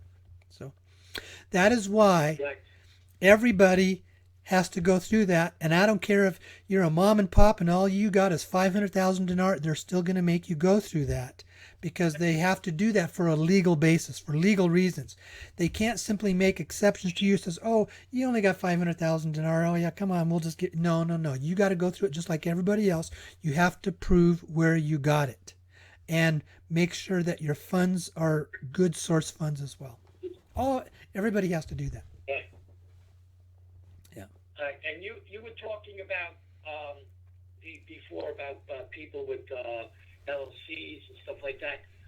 Anybody who's going to do any kind of incorporations, one of the things that we found, and I wonder if you know about this, is how good Nevada is, not only for exchanging money, but for their corporations, and how well you're protected you are in the corporations that are incorporated in Nevada. Nevada and Wyoming are the 2 best states to open up corporations in if you want secrecy and privacy in your corporation. Yep. Yeah. Now, one quick question about the projects. I get the humanitarian part. You've gone through that ad nauseum with us, and but my point is that when you said that it was a little bit broader, as long as you're making a company and you're also creating a lot of jobs, is that part of what they what it's going to do? It doesn't have. Yes. And in the end, like if you're creating a business and jobs and everything like that, and you're going to make a profit, are they worried about that? Profit too? No, it's fine for you to start a for-profit business. It's just that when you're going to hire people, they don't want you hiring people at minimum wage. It's not about you hiring people at minimum wage and becoming a multimillionaire. That's not the point. Right. If you're going to hire people, you're going to pay them well, you're going to give them good benefits, and you're going to take care of them sufficiently. It's about letting go of the old paradigm and moving into the new paradigm of abundance in whatever businesses that you are going to establish. You aren't going to be able, you aren't going to establish what we call the old paradigm businesses of polluting the planet and taking advantage of minimum wage employees. That doesn't work. They're not going to basically, they're not going to let you set up a Walmart, in so many words, okay? Right. The business that we're talking about, there's no way. A lot of it is union, like some of them are unions and some of them are very high paid type of contractors and stuff like that. So, we don't worry about any of that. No, but anyway, thank you, Dave. And, okay. I really do appreciate you addressing, like a lot of times people don't like to have to, how would you say, address accusations. You know what I mean? Like you have to say, well, why do I have to defend myself? But I think you did it very succinctly tonight, and I'm happy that you did that. And this way, the people that have asked me questions about it can hear, right from you. So I thank you, and you have a good evening. And thank you, Larry. I hope everything happens for everybody soon. Okay, thank you very much. Thank you. I will appreciate it. So, yeah. Okay. People are going to believe what they want to believe, and I'm not here to try to prove anything. If people want to participate in this, I've set up a system that it's pretty much that it's safe for you. Right now, all I am doing is taking your name, email, and phone number, and when the system and process starts, there will be a legal process for you to go through. There will be contracts for that you will sign. There will be a legal recourse for you if I don't deliver on what I promised to deliver, okay? That's not a scamming system, folks. People will believe what they want to believe. There are people that are very, very deeply invested themselves into the 800 number system. They very deeply believe that. That's their choice, if that's what they want to participate in. People will believe what they want to believe. Okay, next caller. I'm going to go to a caller by the name of Jake, who is from area code 702. Jake, you're on the air. What can we help you with? Yeah, hi, Dave. I wanted to catch up with you a little bit. You kind of intimated on it earlier, but the fact of this going forward after the inauguration on the 20th, my question is what makes leads us all to believe that it's somehow going to be easier in that administration than it was in the previous administration in terms of safety and the other issues that you've talked about? I can only give you what is my opinion. The current administration is controlled by the cabal system of George Soros predominantly, and Donald Trump has clearly shown he's not controlled by them. The cabal cannot control him. He doesn't need their money, and I think you're seeing a difference. There's other information I could share that it's best that I don't do that publicly, but I do know that the information I have received is that the elders are behind Donald Trump. They have been supporting him. They understand that he is there to what he calls clean up the swamp. We'll see if that is going to happen, but you've got a completely different administration who has the ability to make administrative decisions once he is sworn in. We'll see. Hopefully, I think that's kind of what we're going to see, but I can't guarantee that. I can only tell you what's my opinion. Do you have any feeling for the process of after the inauguration, how much time we might be talking about? No. Weeks, months, years? No, I have no idea. No idea. I don't know how long it will take for them to start the process. It could be anywhere from a week to 2 months. I don't know how long. I'm only speculating when I say that because I don't know their internal operations of all the hoops that they have to jump through to get it completed.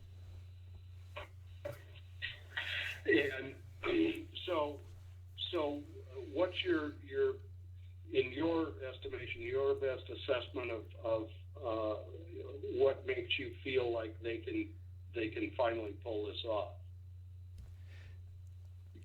The money's there. It's not a question if the money is there. As I've said over and over and over again, it's a question of when will it be safe to release it.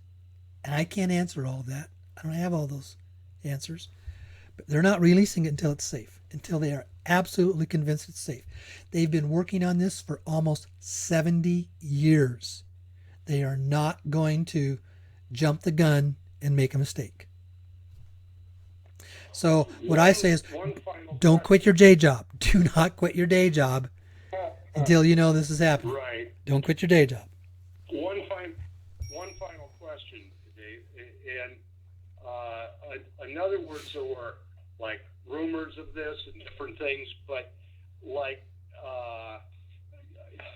I've listened to all of the every time you've done a conference call or whatever, and all of the times that we were projected to be were so close, where the feeling was it's like next week, it's next, all of that.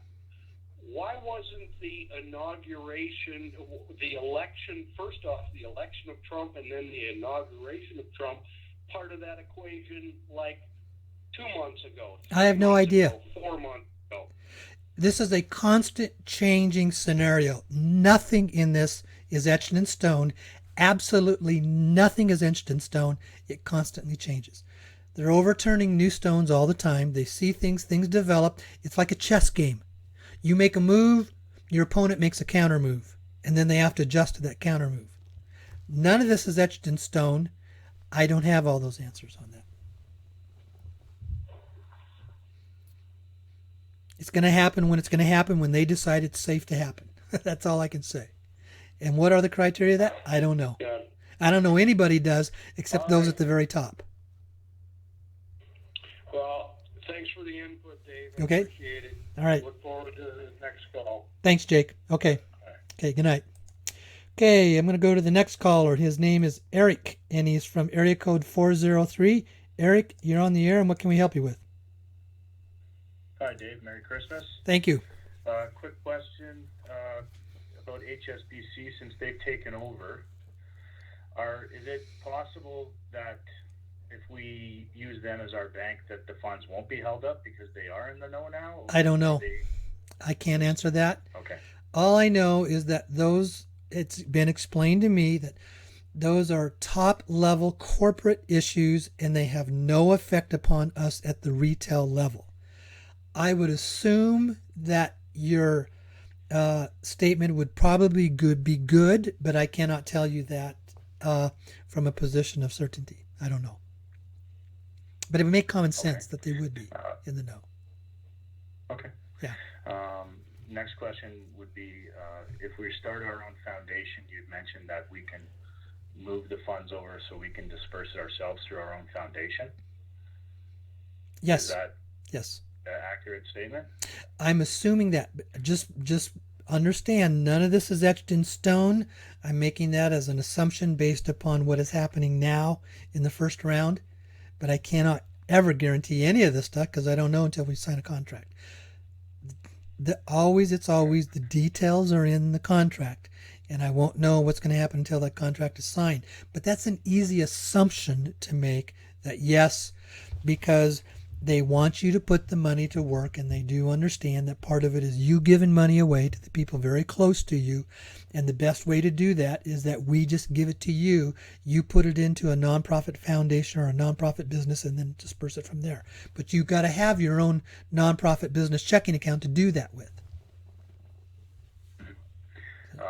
So starting that foundation, assuming that it does proceed that way, yeah, we would apply or put in our projects or what we would like to do with that foundation to you guys, and then you guys would approve the foundation?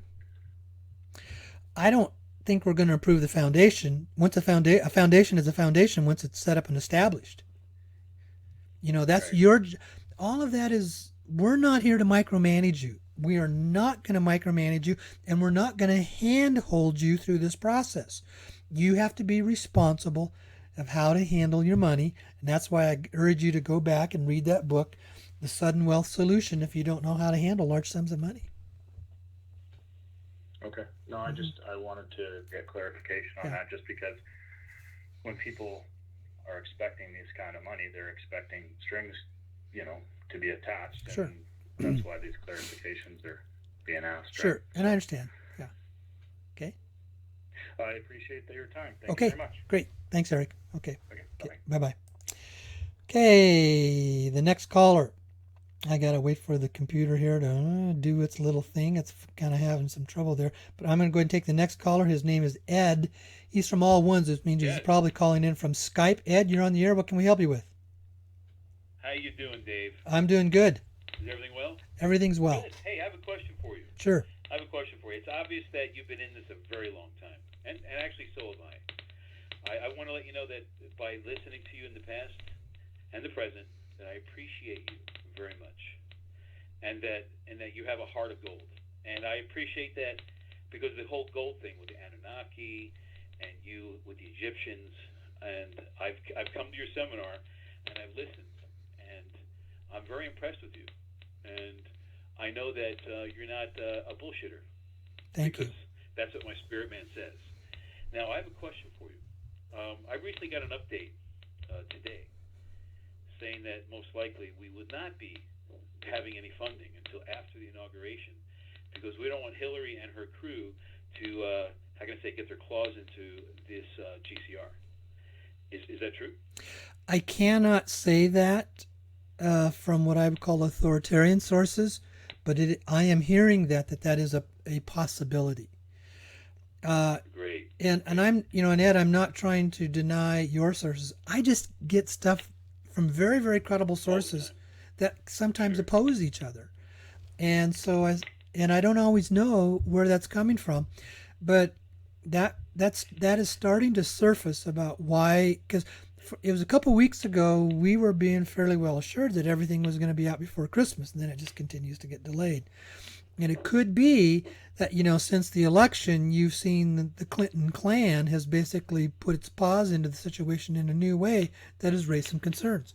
So it is a probability and a possibility that might be so. Sure. Well, since Hillary and her husband are doing blood sacrifices, they're trying to stop us from this. It's obvious. So anytime the satanic side is trying to up its game, it's obvious that the light workers themselves are trying to up our game as well, so we stay on top. Yeah. So, and I know that you're a light worker, okay? And so is guys like Adam Montana and Mark Mearsman. So I realize we're pushing through this, but there's so many people who are hanging by a thread right now because they put all their trust into getting money by Christmas. You know what I'm saying? And that's why I said never quit your day job, ever. Quit your day job.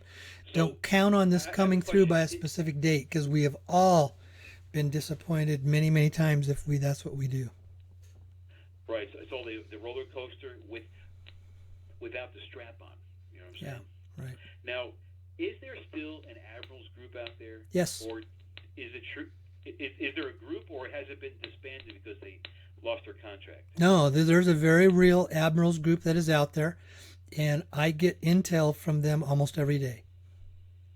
Really? And they are the ones that are pretty much what you call the top folks in Reno. And there are a lot of subgroups underneath that Admirals group. I have 3 different people that I can get in touch with that talk with him on a daily basis or anytime they want to. He's for real. Interesting. He's for real. Well, I'm sure he's real. I just wasn't sure if his group was still. Yes, they are. It was it's not one group. It's number of years ago. It's a really large group and organization that's underneath them. Very large group and organization. It's not small. Right, because they've been around for the last 20 years. Yeah. So one last thing. In your heart of hearts, with your contacts, do you really think that this waiting until the inauguration is really going to finalize this thing so we can get on with saving the world? I would like to think yes, but it's just like there's so many things that continue to come up, and I don't know what the parameters are for the people at the top to say the system is now safe. It's a chess game, and you think you're about ready to take control, and then they make a move that totally surprises you, because it's a chess game that has never been played before. It's not like you can go down a path and there's experienced people who have done this before. This has never, ever been played before on the world scene. So we don't know what comes around the corner. And Right, I just right, keep right. being told not until it's safe. They're not releasing money. And it's not about you and me. It's about the bigger global picture of when it's safe for the Exactly. world, because they want to Exactly. set up a system where we're free for decades and centuries to come, and that it's not going to backfire on us. Right. They want to And- make sure And then we, the cabal is neutered for good. For good. right. Well, Before they release for this good. thing. That means we have to send them off-world Yeah. and put them in the prison somewhere in another dimension. That's not my You know what I'm decision. saying? Because that's what it boils down to at this point. Yeah. Is that evil and good live on the same earth, and that's part of the struggle that we've had since since Adam and Eve. Yeah. And so now when it comes to sovereign countries, they're supposed to be paid first, correct? Yes. Ed, let me do this. And I've got about another Yes, 4 or sir. 5 people, and I only got 15 minutes left, so let's kind of wrap this up a little quickly, okay? I will. Yeah. Thank you. All right. Well, I'll go ahead and stop there because Okay. I don't want to stick my foot in my mouth. Okay. And I just want to let you know that I appreciate you, I care about you, and I pray for you. Thanks, Ed. Okay. Well appreciated. Okay. All right. take Okay. care. Okay. Bye-bye. Bye-bye. Yeah, folks, I've got about 15 minutes left, and I think I have about, 4 or 5 people left here on the list, so we're going to have to start just making sure that we get through it quickly. So the next caller, his name is Aaron. He's from area code 773 area. Aaron, you're on the air. What can I help you with? Hi, Dave. How you doing? Good. Good.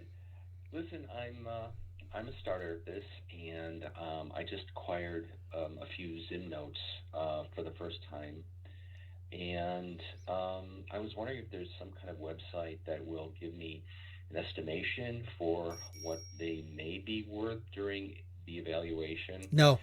Um, And don't believe No. what you're reading on the blog sites. And Aaron, I want to be very frank with you. I've been saying now for 4 or 5 months, do not buy Zim until you know you have a buyer who's going to buy it from you.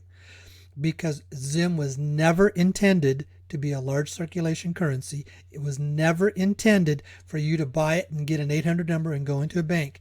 Zim is a limited distribution currency, and I do not know anybody who is going to buy Zim after the first round is done. And there's going to be a lot of people who are going to be very, very disappointed about being able to turn in their Zim. If they do get to turn it in, it's going to be a very, very, very low rate. It's not going to turn you into a multimillionaire. And I come back to my premise is there are scores of trillions of dollars that are going to be paid out in the first round, and there is limited money that these funding sources are going to put into the global economy. And if Zim is going to get paid by how they are talking on the blog sites, you're now talking about another $250 billion that is going to be needed to pay that out. That is not going to happen. That is illusionary, crazy thinking where they just haven't done their math. wow. And I've been saying that for about 5 months. I've been saying that for about 5 months. I've been very clear, very direct, very honest, saying do not buy Zim until you know you got a buyer. And I don't know anybody who's going to be buying Zim in the second round. And I'm in touch with the 3 major funding sources. And right now, all of them are saying, we're not buying any more Zim. We're not buying it. We got all the Zim we need. Wow. People are believing the blog sites. Dinar then. I know. Well, the best one is not Dinar. Dinar was vastly oversold. The best one is Dong. Why is Dong the best one? It's going to give you your highest rate of return per the dollar spent, and it's the safest because the Dong is a currently traded currency on the open foreign exchange market. Let's say you go out and you spend $500 on Dong and everything falls apart and the funders are saying, we're not doing anything. You can always take your Dong back and get your money back. You can't do it with Dinar and you can't do it with Zim. The only way you're going to get your money back on those is selling it on eBay to some other sucker at a very discounted rate who thinks he's going to be able to get paid for it. See? So Wow. at this point in time, if you're going to buy anything, buy dong. And I'm not telling you how much to buy. All I can say is it's the safest. People are believing what's on those blog sites. And I have been saying for over 3 years, follow the money, follow the money, follow the money, do the math. They will never, ever tell you who their buyers are and who's going to buy that money. They just all saying, we're going to get our 800 numbers and we're going to be able to go into these processing centers and exchange. Well, really, where are the processing centers going to get their money to buy it from you and at what rates? You see, the funding sources are the elders, the dragon families, and these 3 very, very large foundations. And I'm in touch with all 3 of them. And none of those blog sites can tell you they're in touch with any of them. So they're living in what I call an illusion of thinking they're correct and God's on their side and they're going to be blessed and they're correct and I'm the scammer. So people believe what they want to believe. But you got to do this. That's why I use the analogy. This is the 21st century gold rush. And when you look at the histories of gold rushes, only the very few people who were in early or did their homework got the gold, and the rest got nothing.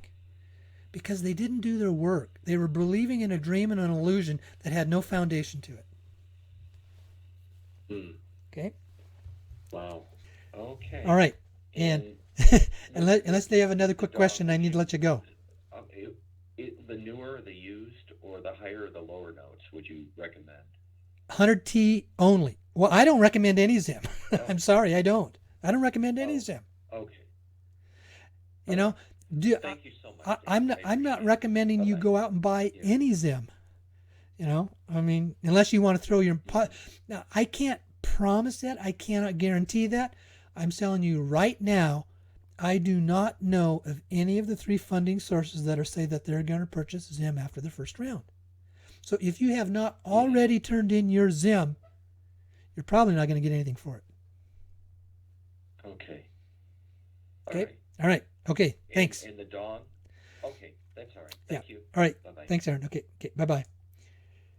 Okay, folks. The next one is Kevin from area code 517. You're coming up, Kevin. Oh, yeah. Kevin, you're on the air. What can I help you with? Hey, Dave. Thanks for taking my call. Sure. Just in light of some of the things you were saying earlier about people calling you scam artists and things like that, I don't think, I think a lot of maybe what's going on is more skepticism toward your sources is kind of the way I've been feeling. In the last few years, there have been a lot of different things that have been said that were going to happen and basically never panned out. I think a lot of us on your call, on group 1 and 2, were probably a part of, the private exchange with PIF 3 years ago or however long that's been. And that kind of fell through, So that kind of leaves a bad taste in your mouth when that happens. And there have been a number of different things, and I don't think it's directed toward you, at least as far as I'm concerned. My concern is a little skepticism toward the people that are maybe feeding you information. I think it was just about 3 weeks ago that one of your sources gave you some information, and then about a week later, he admitted that it was deliberate disinformation. And my thought on that is, haven't we all had enough deliberate Kevin, I'm going to stop you right there. I did not say, Kevin, I'm stopping you. I did not say it was deliberate disinformation. I said it was a smokescreen. There's a huge difference between deliberate disinformation and a smokescreen. Now, I'm also going to go back 3 years ago. If I am sorry if people had a bad experience with PIF, but there are some people that were able to turn in their currencies with him and will be funded in round 1 through him. I've had no contact with him for almost 2 years. That should tell you something. That I backed off very quickly because I was reporting the information I had at that time. If people want to have skepticism from stuff 2 years ago, this is a constantly changing scenario where nothing is etched in stone. Nothing. It always changes. So, and you can say people have skepticism. Kevin, I've got people attacking me, reporting me every day to the FBI, and they want to see me in prison. That's not skepticism. That's absolute hatred where they absolutely believe I'm a scammer and they say I'm going to prison. That's not skepticism. Yeah. That's attack. Okay. Right, and that's ridiculous. Yes. What they're saying is ridiculous. I'm just saying, from my perspective, I think with me, I'm trying to stay positive, but the longer this thing gets kicked down the road, the harder it gets sometimes. But I appreciate what you're doing, Dave. Okay. I do. One last thing I wanted to ask you is, so I get a little frustrated with like Ben Fulford and some of the stuff on Dinar Chronicles too, because it's like I've heard you refer to them, and yeah, some of the stuff that comes out of like Dinar Chronicles, it's like, wow. I mean. There's so much crazy stuff that comes out of there, and even some of the things that Ben Fulford has said over the years hasn't really panned out. Like I just seen something recently where he said a while back, he said that Hillary Clinton had died. Yeah. I'm thinking, I don't put much. so I read it's between the lines with Ben It's Fulford. hard to know what to believe sometimes. I read between the lines with Ben Fulford. Ben is good at reporting what he is told. The question is, how reliable are his sources? And Ben's been getting a little more crazy in some of the stuff he's reporting in the last 4 and 6 months than what he was from years past. I just take it. I don't put much credibility in hardly anything that I'm getting off the blog sites. I just don't. Yeah, I'm with you. Okay, I appreciate it, Dave. All right, Thanks good. for taking my call. Thanks. Okay. Okay, bye-bye. Okay, bye-bye. And Kevin, thank you for allowing me to be a little firm with you. But I basically had to get through that and wade through that and be very clear. And also I'm getting down to limited time. Okay, so I'm going to a caller by the name of Charlie from area code 254. Charlie, you're on the air. What can I help you with? Yes, I just had a question. So I was on the Dinar update site, and one of the person that posted on the blog said that if you had a felony, you wouldn't be able to trade. Is that true? I can't answer that because I don't know the criteria. Here's what I do know. When they're going to do background checks on you, they're going to be looking for, are you currently involved in criminal activity where you're going to use this money for criminal purposes? Are you a drug dealer? Are you a mafia person? Are you a terrorist? That's what they're looking for. Now, just because you may have had a felony in your past, I can't say that. They're going to say no to you. They're basically looking for current activity. They understand past is past and it's over. Did you make a change in a transition? But I cannot give you an exact answer on that. All right. Thank you so much. Okay. All right. Good. Thanks, Charlie. Okay. Let's see here as I'm going down the list. I'm trying to see. Oh, I got through everybody. So I did make it through. And I'm down to around 3.5 minutes left. Blanca, is there anything you'd like to share with us in the last 3.5 minutes? Well, no, I think we had some good questions. And one of the gentlemen, I think the gentleman who had a question about Zim, it sounded like he had a question about Dong also. I mean, I think maybe what amount or what denomination. I don't know if that's something you're comfortable answering. Well, people can buy whatever they want to buy, but if you're going to buy a currency, obviously buy it at the largest denomination that there is, so you don't have as much to paperwork or physical currency to turn in and go through. I mean, its value is its value, regardless if you have a 500,000 dong note or a 100,000 dong note. It's all the same. Okay, it's your call. Yeah, but that is the currency that is currently available to be traded on the open foreign exchange market. So if you purchase it and everything falls apart or you need to get your money back, you can take it back into the bank and get your money back. You will experience maybe a 15 to 20% loss on what you paid for it because their exchange rates are a little higher because it's classified as what is called an exotic currency. So therefore they charge you a higher exchange rate. But you can get your money back. If you got dinar or zim, the only way you're going to get your money back is finding somebody who's going to buy it from you. And usually to do that, you'd probably have to go out and sell it on eBay, and you have to underbid everybody else to make sure you can get it sold. So you're going to take a huge cut from what you paid for it if you want to do it that way. So it sounds like people who are jumping in right now, it's a prudent thing to get dong because they can always trade it out if they need to. There's going to be a lot of people that are going to be very, very disappointed because they're believing these blog sites to go out and buy Zim And again, today, on this one site that said I was a scammer, he says, go out and buy all your Zim because it's the best value currency that is out there. And he can't tell you who's going to buy it from you. 90 He seconds. can't. Who's going to buy it? He says, well, these processing centers, well, where are they getting the money to buy it from you and to give you the highest rate? Who's saying that? And can you guarantee that? And are you willing to put your reputation on the line to guarantee that there's a buyer out there? I don't know anybody, and I got pretty good sources. So, yeah. Not saying they may not change their mind, or I'm not saying there's something I may not know, but I can tell you right now, I would not buy any. 60 seconds.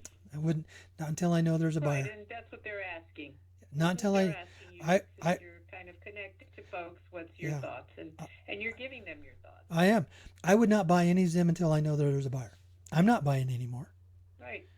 And I've got contacts in the first round, and they're saying we're not buying anymore. So don't plan on bringing it in.